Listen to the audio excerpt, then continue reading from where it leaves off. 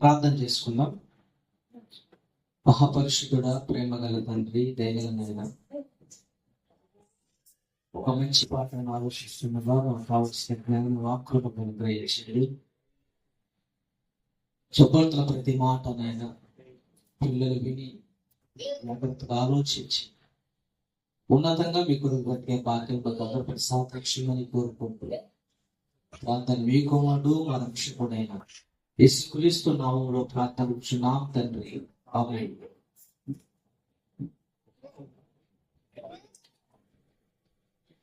కూడి వచ్చిన దేవుని సంఘంకి ప్రభుపై వందనాలు తెలియజేసుకుందాం. ఒక మంచి పాఠాన్ని మనము ఆలోచన చేద్దాం. బైబిల్ గ్రంథంలో నుంచి నేర్చుకుందాం. పాఠం పేరు వచ్చేసి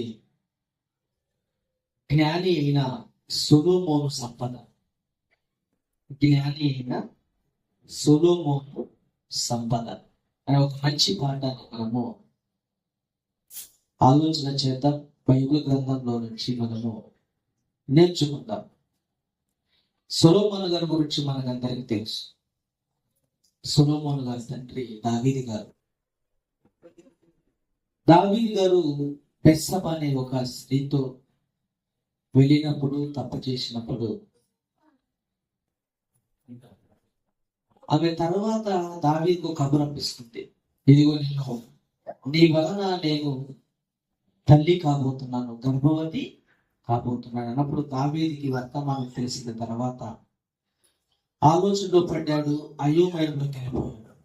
ఎలాగైనా ఈ తప్పు నేను బెత్షెబ భర్త అయిన ఉరియాకు ఆ తప్పును ఆయన పైన నెట్టాలని, ఆయన అకౌంట్లో వేయాలని ఎలా ఆలోచించాడంటే, యుద్ధరంగంలో యుద్ధం జోరుగా సాగుతున్న సందర్భంలో ఉరియాను పిలిపించి, ఇదిగో నువ్వు యుద్ధానికి వెళ్ళదు, ఇంటికి వెళ్ళి నువ్వు రెస్ట్ తీసుకో, సంసారం చేసుకో, హ్యాపీగా నీ భార్యతో నువ్వు గడుపన్నప్పుడు ఉరియా ఎంత మంచివాడు అంటే, నిజంగా నమ్మిన బంటు అంట, ఎంత మంచి నమ్మిన దాసుడు ఎక్కడ చూడలేదు. ఎంత మంచివాడు అంటే, ఇదిగో రాజా, ఆ ఎదిరివాడ, యుద్ధం జరుగుతున్నప్పుడు ఎంతో మంది తల్లులు తమ పిల్లలు పోగొట్టుకుంటున్నప్పుడు, మన సైన్యాన్ని మనం పోగొట్టుకుంటున్నప్పుడు, యుద్ధానికి వెళ్ళకుండా నా భార్య పక్కలో నేను పండుకోవడం న్యాయమా? అది న్యాయం కాదు కదా. నేను వెళ్ళనని దావీదుతో మాట్లాడుతున్నప్పుడు, లేదు నువ్వు వెళ్ళాలి, నీ భార్య దగ్గర నువ్వు సంసారం చేయాలి, నువ్వు వెళ్ళాలన్నప్పుడు ఎలాగైనా దావీదు ఉరియాను పంపించాలనుకున్నాడు. రాక్షసు స్థాపించినా కూడా వెళ్ళకుండా దావీదు దగ్గరే ఉండిపోయాడు. ఎంత మంచి నమ్మకమైన దాసుడు. ఇక చివరికి ఏం చేశాడంటే, వినే పరిస్థితులు లేడని, సరే నువ్వు యుద్ధానికి వెళ్ళేటప్పుడు ఉరియాతో ఏం పంపించాడు? ఒక లెటర్ రాసి పంపించాడు. ఏమని? నువ్వు తీసుకుని వెళ్ళి ఆ యుద్ధంలో ఉన్నటువంటి అధికారికి నువ్వు ఆ లెటర్ చూపిస్తే, ఆ లెటర్ లో ఏముంది? ఇదిగో యుద్ధం బాగా జరుగుతున్నప్పుడు ఉరియాను ముందర పెట్టమన్నాడు. అలా ముందర పెట్టడం వల్ల ఏమైపోతాడు? యుద్ధంలో చనిపోతాడని ఒక మరణ శాసనాన్ని, ఎవరి గురించి అయితే మరణ శాసనాన్ని రాశాడో అతనితోనే పంపించాడు. యుద్ధంలో చనిపోయాడు. ఇంత మంచి ఉరియా కేవలం దావీదు చేసిన ఒక తప్పు వల్ల, ఒక స్త్రీ వలన ఒక మంచివాన్ని చంపించేసి, అయితే చివరికి ఏం జరిగిందంటే, దావీదు గారికి దేవుడు ఇచ్చిన శిక్ష ఏంటి? పుట్టినటువంటి కుమారుని దేవుడు మొత్తాడు, చంపేసి. చూడండి ఇక్కడ అన్నమాట. సమూయేలు 2వ గ్రంథం 12వ అధ్యాయము 22వ వచనం నుంచి. సమూయేలు 2వ గ్రంథం 12వ అధ్యాయము 22, 23, 24. అతడు బిడ్డ ప్రాణంతో ఉన్నప్పుడు దేవుడు నా యందు కనికరించి వాడిని బ్రతికించనేమో అని అనుకుని నేను ఉపవాసం ఉండి ఏడ్చుచుంటే ఇప్పుడు చనిపోయాను కనుక నేను ఎందుకు ఉపవాసం ఉండేది? వాడిని తిరిగి రప్పించగలనా? నేను వాని ఎందుకు పోవుదును గాని వాడు నా యుద్ధకు మరలా రాడని. చూడండి, ఎప్పుడైతే పుట్టిన మొదటి కుమారుడు దేవుడు ఏం చేశాడు? మొత్తేశాడు. ఇక దావీదు పశ్చాత్తరపడ్డాడు, తను చేసిన తప్పును దేవుని యుద్ధ మొరుపెట్టుకున్నాడు. చివరికి దేవుడు ఏం చేశాడంటే తన గర్భాన పుట్టిన కుమార్ని చంపేశాడు. ఇక తర్వాత మరలా ఆ స్త్రీని, బెర్సబా స్త్రీని ఏం చేశాడు, భార్యనుగా స్వీకరించి తర్వాత ఆమెతో మరలా కాపురం చేసి సొలొమోన్ని కన్నాడు. ఎక్కడుంది ఆ మాట? 24 వచనం. ఇదే పదం. ఇదే సమయంలో 2వ గ్రంథం 12వ అధ్యాయం 24వ వచనం. తర్వాత దావీదు తన భార్యను బెర్సబాను ఓదార్చి ఆమె ఎందుకు పోయి ఆమెను కూడగా ఆమె కుమార్ని కనెను. దావీదు అతనికి సొలొమోను అని పేరు పెట్టెను. అంటే సొలొమోను గారి గురించి ఎన్నో పాఠ్య పుస్తకాల్లో మనం చిన్ననాటి నుండే మనం వినే ఉంటాం. తెలివైన రాజు అని, జ్ఞానవంతుడని, ఐశ్వర్యవంతుడని, ధనవంతుడని. అప్పటికి ఎన్నో పెద్ద పెద్ద రాజ్యాలు ఉన్నప్పటికీ చిన్న రాజ్యమైన సొలొమోను గారు పరిపాలించిన రాజ్యంలోని సంపద ఎక్కువ ఉంది. అంత సంపద సంపాదించిన వాడే మన సొలొమోను గారు. అయితే జ్ఞానైన సొలొమోను సంపద, అంత జ్ఞానవంతుడైన సొలొమోను గారు ఆయన ఎంత సంపాదించాడు, ఆ సంపాదన వల్ల ఆయన చివరికి ఎలాంటి స్టేట్మెంట్ ఇచ్చాడు యావత్ ప్రపంచానికి అన్నది మనం ఆలోచించగలిగితే, ముందుగా రాజుల మొదటి గ్రంథము 10వ అధ్యాయము 1వ వచనం. ఈ జ్ఞానైన సొలొమోను గారి యొక్క మాటలు వినడానికి భూ దిగాంతము నుంచి వచ్చేవారట. అంత జ్ఞానవంతుడు, అంత సంపన్నుడైన సొలొమోను గారి వాక్కులు వినడానికి చూడండి ఎక్కడి నుంచి ఒక తల్లి వచ్చింది చూడండి. రాజుల మొదటి గ్రంథము 10వ అధ్యాయము 1వ వచనం నుంచి. షీబా దేశపు రాణి యెహోవా నామమును గూర్చి సొలొమోనునకు కలిగిన కీర్తిని గూర్చి విని, షీబా దేశపు రాణి వేరే దేశానికి చెందిన ఈమె ఎవరి గొప్పతనాన్ని, ఎవరి కీర్తిని విందంట? యెహోవా నామమును గూర్చి విందంట. తర్వాత సొలొమోను కలిగిన కీర్తి అంటే సొలొమోను గారి గొప్పతనం అనేది ప్రపంచ నలుమూలలకు వెళ్ళిపోయి, ఆయనకున్న జ్ఞానం, ఆయనకున్న మేధస్సు, ఆయనకున్న జ్ఞానయుక్తుల గురించి ప్రపంచ నలుమూలలకు వెళ్ళిపోయింది. అలా వెళ్ళిపోయిన తర్వాత సొలొమోను యొక్క కీర్తి గురించి, ఆయన జ్ఞాన వాక్కుల గురించి విని ఈ తల్లి ఏం చేసింది చూడండి. గుణార్థము గల మాటలు చేత అతన్ని శోధించుటకై వచ్చింది. ఎక్కడి నుంచి వచ్చింది ఈమె? వేరే దేశము నుంచి, భూ దిగాంతములు ఎక్కడో ప్రపంచంలో ఒక మూలనున్న దేశం నుంచి ఈ షీబా దేశపు రాణి ఎవరి దగ్గరికి వచ్చింది? సొలొమోను గారి దగ్గరికి వచ్చింది. సొలొమోను గారి దగ్గరికి ఎందుకు వచ్చింది? ఆయన జ్ఞాన వాక్కులు వినడానికి, ఆయన బోధించే అమూలమైన జ్ఞానయుక్తమైన సంగతులు విని ఆనందించడానికి ఈమె వచ్చింది. ఇక వస్తూ ఏం చేసిందంటే ఆమె చూడండి 10వ వచనం. రాజుల మొదటి గ్రంథం 10వ అధ్యాయం 10వ వచనం. మరియు ఆమె రాజునకు 240 మనుగులు బంగారమును, బహు విస్తారమైన గ్రంథ వర్గములు, రక్తములను ఇచ్చెను. షీబా దేశపు రాణి రాజైన సొలొమోనుకు ఇచ్చిన గంధ వర్గములన్నీ విస్తారం మరి ఎన్నడైనను రాలేదంటే, ఆమె ఇచ్చినటువంటి గంధ వర్గములు, వజ్రములు, బంగారము కంటే మరి ఎన్నడున్నప్పుడు రాలేదంటే, సొలొమోను గారికి వస్తూ ఏం చేసింది షీబా దేశపు రాణి? బంగారాన్ని తీసుకొని వచ్చాడు. అప్పుడప్పుడు మనము బంధువులు ఇంటికి పోయినా, చుట్టాలు ఇంటికి పోయినా వెళ్తాం. ఏం తీసుకొని వెళ్తాము?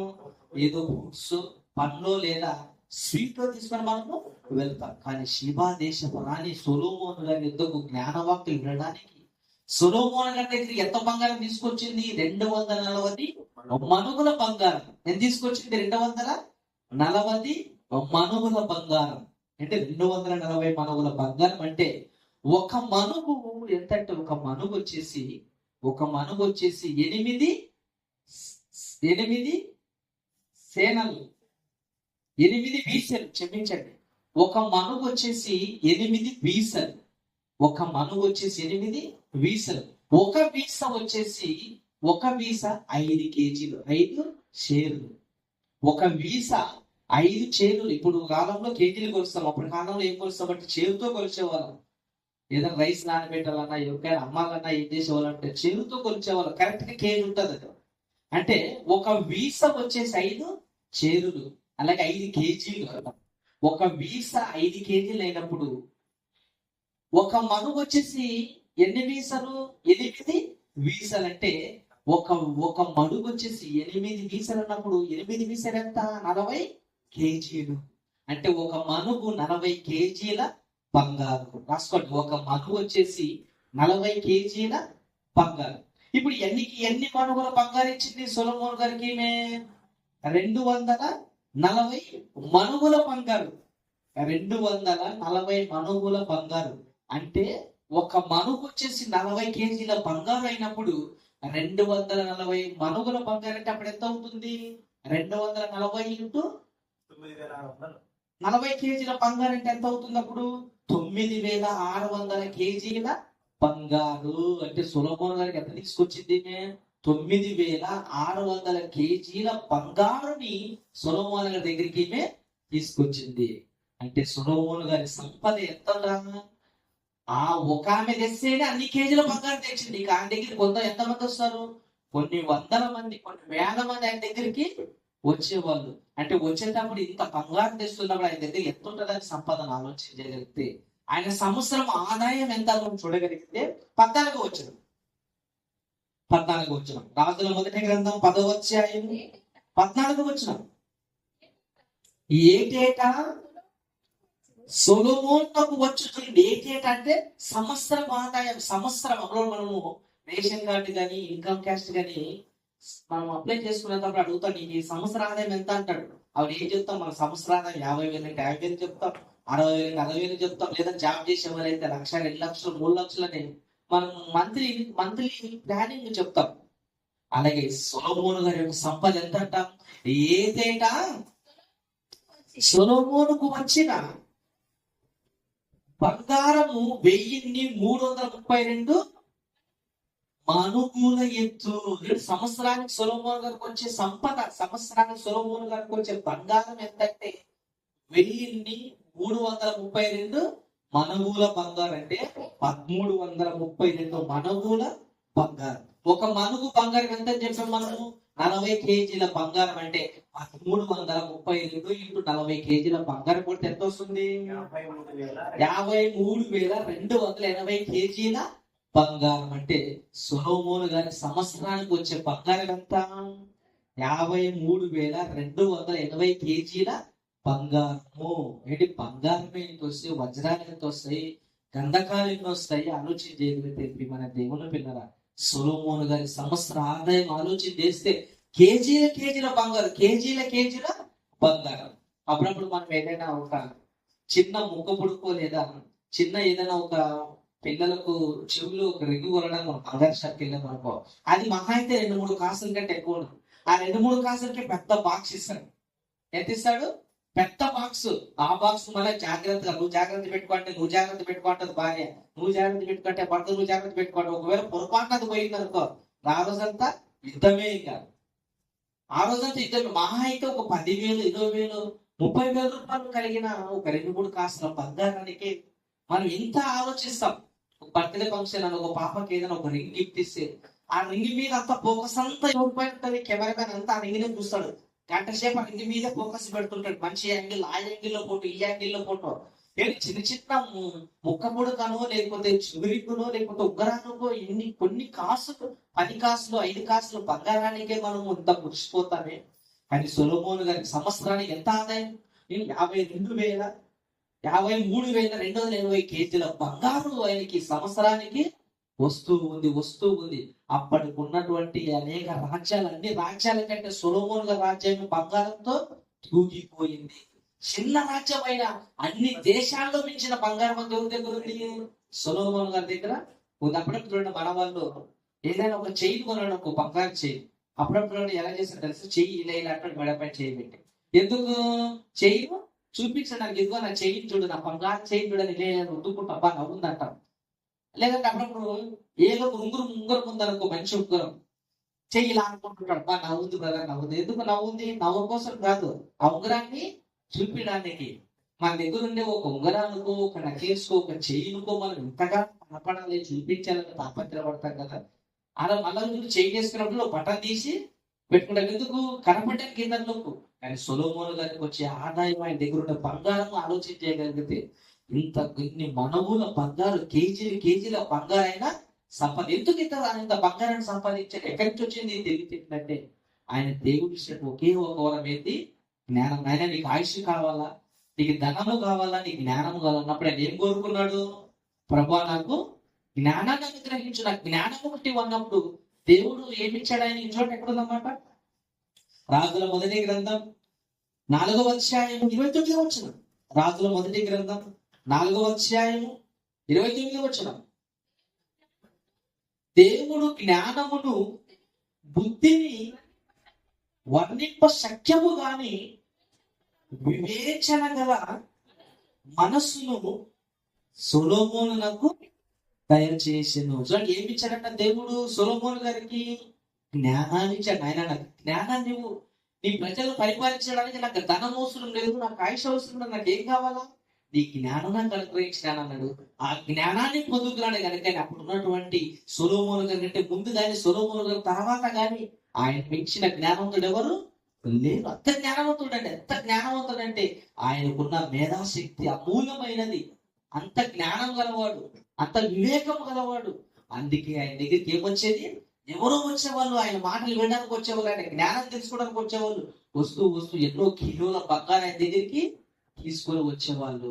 ఆయన ఎంత జ్ఞానవంతుడంటే ప్రతి సమస్యను ఆయన దగ్గర తీసుకొని వచ్చేవాళ్ళు. అప్పుడప్పుడు గమనించండి, గ్రామాల్లో పల్లెల్లో ఏముంటదంటే అప్పుడప్పుడు పంచాయతీ ఉంటది.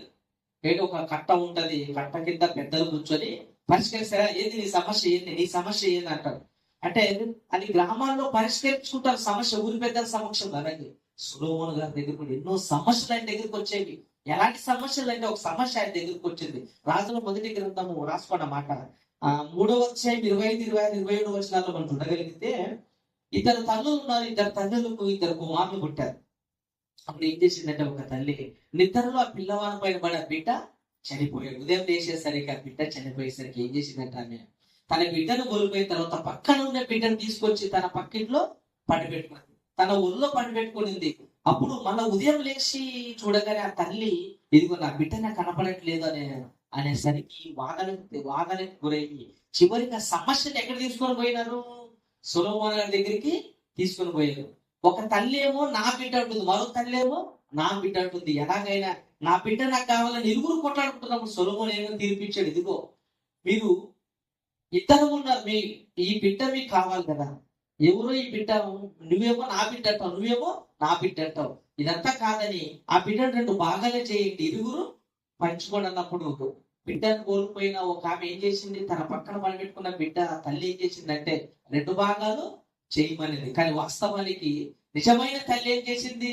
అయ్యే 2 భాగాలు వద్దు, ఎలాగో నా బిడ్డ నాతో లేకపోయినా పర్లేదు, కానీ అతను ఆమె దగ్గర ఉంటే నాకు అదే చాలు, ప్రాణంతో ఉంటే నాకు అంతకంటే చాలు, నాతో లేకపోయినా పర్లేదు అన్నప్పుడు అప్పుడు సొలొమోను గ్రహించి, ఇదిగో నిజమైన ఈమె తల్లి, ఈ బిడ్డకు ఈమె నిజమైన తల్లి.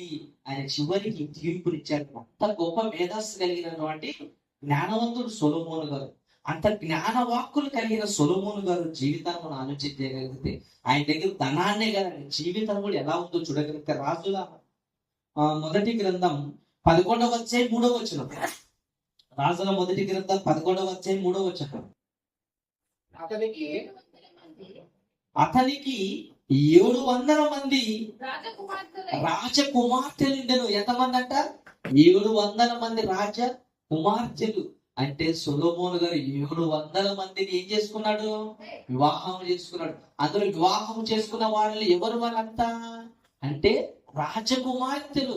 అంటే ఆయా రాజ్యాలను పరిపాలించే రాజుల కుమార్తెలు. ఎందుకు ఇచ్చారు సొలొమోను గారు? ఎందుకు సొలొమోను గారికి ఇచ్చారంటే, అయ్యా సొలొమోను, నీ జ్ఞానం, నీ వాక్కులు, నీ మేధస్సుకు మేము శిరస్సు వచ్చుతున్నాము, నిన్ను ఎలాగో మేము పోగొట్టుకోకూడదు కనుక ఏం చేసేవాళ్ళంటే తమ కూతుర్లను సొలొమోను గారికి ఇచ్చి వివాహము చేసేవాళ్ళు. అలా వివాహం చేసేవాళ్లే కాదు, వస్తూ వస్తూ కూడా ఏం చేసేవాళ్ళంటే ఆ యొక్క రాజకుమార్తెలు బంగారాన్ని కూడా తీసుకుని వచ్చేవాళ్ళు. అందుకేనంటే ఆ బంగారం అంతా సమకూర్చి ఏం కట్టాడు చివరికైనా ఏంటి దేవాలయాన్ని నిర్మించాడు. బంగారు దేవాలయాన్ని నిర్మించాడండి. అంటే 700 మంది భార్యలను చదవండి, 700 మంది భార్యలను, రాజకుమార్తెలను, భార్యలను, 300 మంది ఉపపత్తులను ఉండిరి.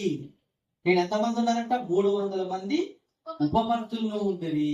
అంటే టోటల్ గా 1000 మందిని ఆయన సంసారం 1000 మందిని జీవితము కొనసాగించాడంటే 700 మంది భార్యలు, 300 మంది ఉపపత్తులు, ఇంత మందిని ఆయన మెయింటైన్ చేశాడంటే చిన్న మాటలు కాదండి. నిజంగా మహానుభావుడు ఆలోచించగలిగిన అంత జ్ఞానవంతుడు, అంత మేధాశక్తి కలిగిన వాడు. ఎలా ఆయన ఉన్నటువంటి తరముగా మనం ఆలోచన చేయగలిగితే అప్పటికున్న ప్రపంచంలో ఆ జనాభన్నిటికంటే మించిన జ్ఞానవంతులు ఎవరు? సొలొమోను గారు. ఎక్కడ ఉందన్నమాట? రాజుల మొదటి గ్రంథం 10వ అధ్యాయం 23వ వచనం. రాజుల మొదటి గ్రంథం 10వ అధ్యాయము 23వ వచనం. ఈ ప్రకారము రాజైన సొలొమోను ధనము చేతను, జ్ఞానము చేతను, చూడండి, ధనము చేతను జ్ఞానము చేతను భూపతులందరిలో అధికుడైన ఏం అధికుడైనాడు? ధనములో గొప్పవాడు, జ్ఞానములో గొప్పవాడు. అప్పుడున్నటువంటి భూధనికులు అందరికంటే ఎవరు గొప్పవాడంట? సొలొమోను గారే గొప్పవాడు. తండ్రి సొలొమోను గారు నిజంగా అంత జ్ఞానవంతుడు, అంత గొప్పవాడు ఆలోచన చేయగలిగితే. కానీ సొలొమోను గారి కంటే గొప్పవాడు మరొకరు ఎవరైనా? యేసుక్రీస్తు. సొలొమోను గారిని ఇంత గొప్పవాడైన సొలొమోను గారి కంటే ఒక గొప్ప మహానుభావుడు పుట్టాడు. ఎవరైనా? యేసుక్రీస్తు. ఎక్కడ మనం మత్తయి సువార్త 12వ అధ్యాయము 42వ వచనం. మత్తయి సువార్త 12వ అధ్యాయము 42వ వచనం. మత్తయి సువార్త 12:42 చదవండి. విమర్శ సమయమున దక్షిణ దేశపు రాణి ఈ తరము వారితో నిలవబడి వారి మీద నిన్న స్థాపన చేయును. ఆమె సొలొమోను జ్ఞానమును వినుటకు భూదిగాంతముల నుండి వచ్చెను. ఇదిగో సొలొమోను కంటే గొప్పవాడు ఇక్కడున్నాడు. సొలొమోను కంటే గొప్పవాడు ఇక్కడ ఉన్నాడు. 42వ వచనం. విమర్శ సమయమున దక్షిణ దేశపు రాణి ఈ తరము వారితో నిలబడి వారి మీద నేరస్థాపన చెయ్యును. ఎందుకు నేరస్థాపన చేస్తుంది? ఒకనాడు సొలొమోను జ్ఞానం వినడానికి ఎక్కడి నుంచి వచ్చింది? ఆమె భూదిగాంతము నుంచి వచ్చింది. కానీ సొలొమోను కంటే గొప్పవాడు ఎవరు? యేసుక్రీస్తు వారు. ఇప్పుడు సొలొమోను గారి కంటే గొప్పవాడు యేసుక్రీస్తు వారు అయినప్పుడు యేసుక్రీస్తు వారి జ్ఞానాన్ని ఎక్కడ బోధిస్తున్నాము? మందిరాల్లో బోధిస్తున్నాము. ఇప్పుడు మందిరానికి పక్కన ఉన్నా కూడా మందిరానికి రావట్లేదు, పక్క వీధిలో ఉన్నా కూడా మందిరానికి రావట్లేదు, పక్క ఊర్లో ఉన్నా కూడా మందిరానికి రావట్లేదు. కానీ షీబా దేశ ప్రాణి ఎక్కడో వేరే దేశం నుంచి భూదిగాంతము నుంచి సొలొమోను గారి జ్ఞాన వాక్కులు వినడానికి ఆమె వచ్చినప్పుడు ఎంతకంటే గొప్పవాడని యేసుక్రీస్తు వారి జ్ఞాన వాక్కులు వినడానికి ఈ రోజు మనం పక్కన ఉన్న కూడా మందిరానికి రాలేకపోతున్నాం. పక్కన ఉన్న కూడా మందిరం రాలేకపోతే ఎందుకు రాలేకపోతున్నాం? టైం లేదు బ్రదర్, టైము లేదు బ్రదర్, సంపాదన బ్రదర్, పెళ్ళైంది కదా బ్రదర్, నీకు తెలుసు కదా బ్రదర్, ఉద్యోగం బ్రదర్ అంటే నానా విషయాలు, నానాంగ వంటి సాకులు చెప్పి ఈరోజు దేవుని మందిరానికి వచ్చి సొలొమోను మించిన జ్ఞానవాక్యం వినడానికి ఎవరు రావట్లేదు. ఎంత గొప్పవాడు తెలుసు యేసుక్రీస్తు. సొలొమోను గారికి మించిన జ్ఞానవంతుడు. 3 రోజులు అన్నపానములు మానేసి ఆయన జ్ఞానం విన్నాడంటే ఎంత జ్ఞానవంతుడు ఆలోచన చేయండి. 3 రోజులు కొన్ని వేల మంది ఆహారాన్ని మానేసి, నీళ్లు మానేసి ఆయన మాటలు విన్నారంటే ఆయన నోటి నుంచి వచ్చే మాటలు ఎంత విలువైన, ఎంత జ్ఞానయుక్తమైన మాటలు ఆలోచన చేయండి. ఆయన మాట మాట్లాడితే మారిపోయిన వాళ్ళు ఎంతో మంది మనకి కనపడతారు. చెక్కయ్య నువ్వు రా కిందకు దిగనగానే ఏమైపోయి చెక్కయ్య మారిపోయాడు. అంత మేధాశక్తి కలిగిన వాడండి యేసుక్రీస్తు వారు, అంత జ్ఞానంతో కలిగిన వాడు యేసుక్రీస్తు వారు. అందుకే సొలొమోను కంటే గొప్పవాడు ఇక్కడ ఉన్నాడు. సొలొమోను గారు సంపాదించింది కేవలం ఈ లోక సంబంధమైన వాటిని సంపాదించాడు. ఆయన ఈ లోక సంబంధం వాటిలోనే గొప్పవాడు. కానీ యేసుక్రీస్తు వారు సొలొమోను గారి కంటే మించిన జ్ఞానవంతుడు. కానీ సొలొమోను జీవితం ఆలోచించి చివరికి ఎలా మారిపోయాడంటే, చివరికి నిజ దేవుని విడిచిపెట్టి తప్పుదారగా వెళ్ళిపోయి. ఎక్కడుందన్నమాట చూడండి, రాజుల మొదటి గ్రంథం 11వ అధ్యాయం 3 నుంచి చూడండి. రాజుల మొదటి గ్రంథం 11వ అధ్యాయము 3వ వచనం నుంచి. అతనికి చదువు. 700 మంది రాజకుమార్తెలు భార్యలుగా ఉండెను. 300 మంది ఉపపత్నులను కలిగి ఉండెను. అతని భార్యలు అతని హృదయమును త్రిప్పివేశను. అతని హృదయం ఎక్కడ త్రిప్పివేశారంట? అన్య దేవతల వైపు త్రిప్పివేశారు. నిజ దేవుని కలిగిన సొలొమోను, అంత జ్ఞానవంతుడు, అంత మేధాశక్తి, ధనం కలిగిన సొలొమోను చివరికి ఏమైపోయాడు? భార్యల మాటలు విని ఏమైపోయాడు? అతని హృదయము నిజ దేవుని వైపు ఉన్నది. హృదయం ఎక్కడికి వెళ్ళిపోయింది? అన్య దేవతల వైపు వెళ్ళిపోయింది. చూడండి ఎక్కడ మన చివరి ఎందో వచ్చిన సొలొమోను వృద్ధుడైనప్పుడు 7-8 వచ్చిన సొలొమోను పై మాట. సొలొమోను కెమోషు అను మోయాబీయుల ఏయమైన దేవతలను మెలెకు అను అమ్మోనీయుల ఏయమైన దేవతలను యెరూషలేము ఎదుటనున్న కొండ మీద బలిపీఠం. ఎవరు కట్టారంట బలిపీఠములను? దేవతలకు, అన్య జనులు పూజించే దేవతలకు, విగ్రహాలకు ఏం చేశారంటే ఈయన బలిపీఠములు కట్టించంటే చివరికి భార్యల మాట వాళ్ళు ఏమైపోయాడంటే ఆయన త్రోవ తప్పిపోయాను. ఏమైపోయాడు? తప్పిపోయాడు. వాళ్ళు చదువు తర్వాత బలిపీఠములు కట్టించెను, తమ దేవతలకు ధూపము వేయచ్చు బలును అర్పించుడని అర్పించుచుండెను. పరస్త్రీలైన తన భార్యల నిమిత్తము అతడు ఇలాగు చేసెను.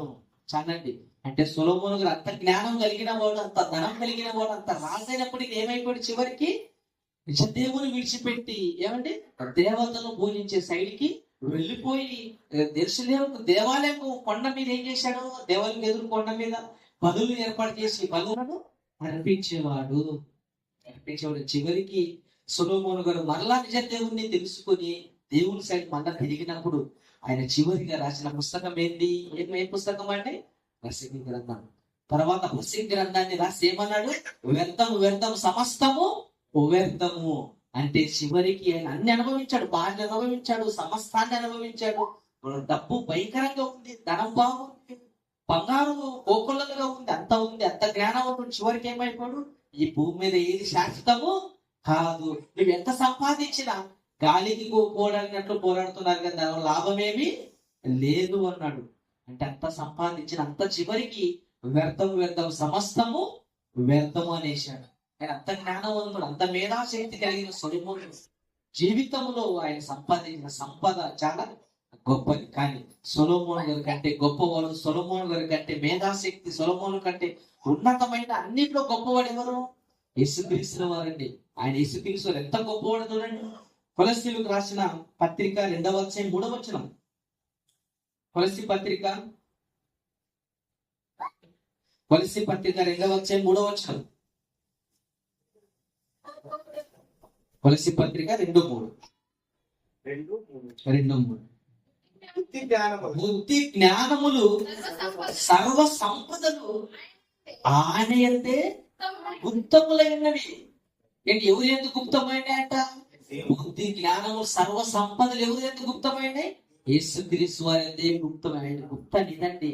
ఆయన దగ్గర లేనిదంటే ఏది లేదు, కలిగి ఉన్నది ఏది ఆయన లేకుండా కలుగలేదు. అంటే జ్ఞాన గుప్త నిధులు అంటే ఎవరి దగ్గర ఉన్నాయి?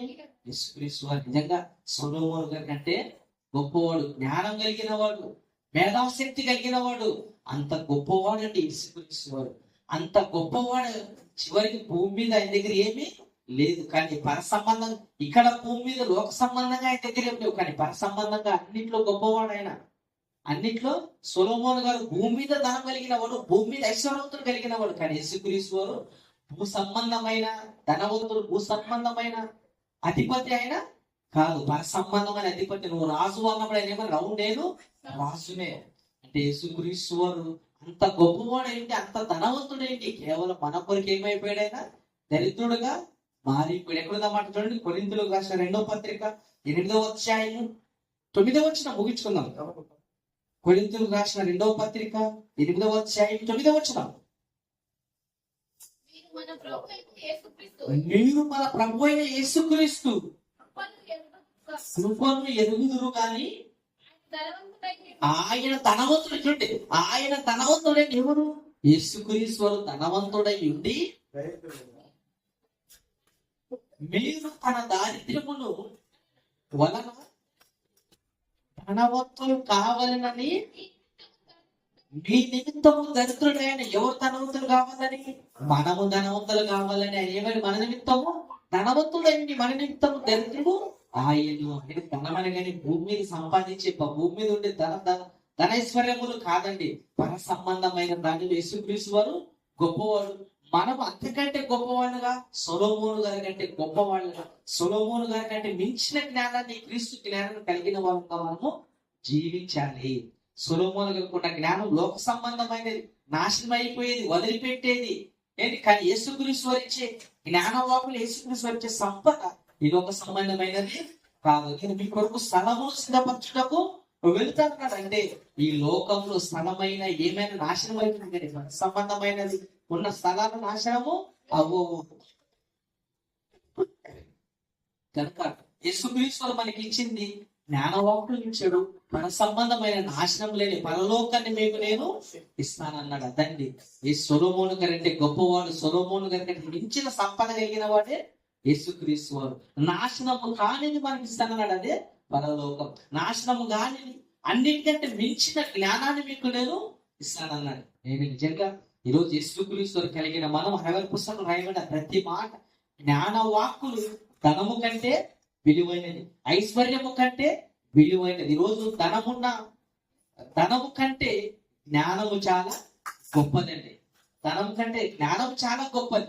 ధనం ఈ లోక సంబంధమైనది, కానీ జ్ఞానం ఉంటే ఇక్కడ బ్రతుకుతావు, మరణించిన తర్వాత మరో లోకంలో కూడా నీవు బ్రతకగలవు. ఉదాహరణకు ధనవంతుడు లాజరు. ధనవంతుడికి ఏమో ధనం ఉంది, కానీ ఆయనకి ఏమని జ్ఞానము లేదు. కానీ లాజరు గారికి జ్ఞానం ఉంది, కానీ ధనము లేదు. కానీ చివరికి ధనము లేని లాజరు, జ్ఞానమున్న లాజరు నెమ్మది పొందే ప్రాంతానికి వెళ్ళిపోయాడు. జ్ఞానము లేని ధనవంతుడు, ధనమున్న ధనవంతుడు ఎక్కడికి వెళ్ళిపోయాడు?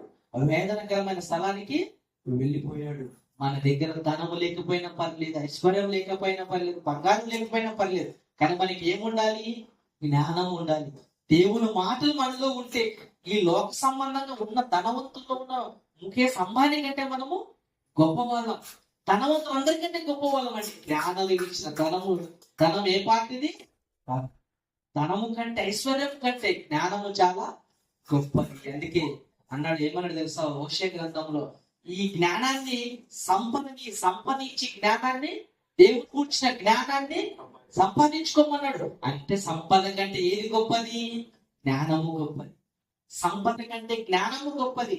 పక్కన ఒక వజ్రం పెట్టినా, 10,000 రూపాయలు కట్ట పెట్టినా, జ్ఞానమైన మాటలు వింటే ఆనందమే వేరేగా ఉంటుంది. కనుక సొలొమోను గారి సంపద, జ్ఞానైన సొలొమోను గారి సంపద, ఆయన ఉన్నటువంటి కాలంలో ఆయనే గొప్పవాడు, ధనం కలిగిన వాడు, మహాజ్ఞాని. కానీ సొలొమోను గారి కంటే గొప్పవాడు యేసుక్రీస్తు వాడు. జ్ఞానంలో గొప్పవాడు, సంపదలో గొప్పవాడు, ఐశ్వర్యంలో గొప్పవాడు. ఎప్పుడు నాశనం కానీ శాశ్వతమైన లోకాన్ని మనకి ఇస్తానన్నాడు, పరలోకాన్ని ఇస్తానన్నాడు. శాశ్వతమైన లోకాన్ని మీరు పొందుకోవాలంటే జ్ఞానయుక్తమైన దేవుడు ఈ మాట ప్రకారం మీరు బ్రతకమని దేవుడు యేసుక్రీస్తు వారు ఆలోచించాడు. కనుక ఈ జ్ఞానాన్ని యేసుక్రీస్తు సొలొమోను గారి కంటే గొప్ప జ్ఞానాన్ని, సొలొమోను గారి కంటే సంపద కంటే గొప్ప సంపద మనము పొందుకోవాలంటే యేసుక్రీస్తు వారి మాటలు వినాలి. మహాజ్ఞానం 60 పుస్తకం రాయబడిన ప్రతి మాట చదివి నేర్చుకొని కలిగితే మనం కూడా సంపదలో గొప్పవాళ్ళైతే జ్ఞానంలో కూడా గొప్పవాళ్ళుగా ప్రార్థన చేస్తున్నాం. దగ్గర మా తండ్రి, జ్ఞానైన సొలొమోను సంపదలకు మంచి అన్నిటికంటే గొప్పది జ్ఞానం అని. ఆ జ్ఞాన వాక్కులు మేము నేర్చుకోవాలంటే అదంతా ఇచ్చి నేర్చుకోమన్నారు. మా జ్ఞానాన్ని మాకు అనుగ్రహించండి. ఈ సంగతులు నేర్చుకుని ఉన్నతంగా మీ కొరకు విరుణలోకాన్ని చేరే భాగ్యాన్ని ప్రసాదించమని కోరుకుంటున్నాడు. ప్రార్థన మీ కుమారుడు మా రక్షకుడైన యేసుక్రీస్తు నామములో ప్రార్థనలుచున్నాము తండ్రి. ఆమేన్. ఆమేన్. వందనాలండి.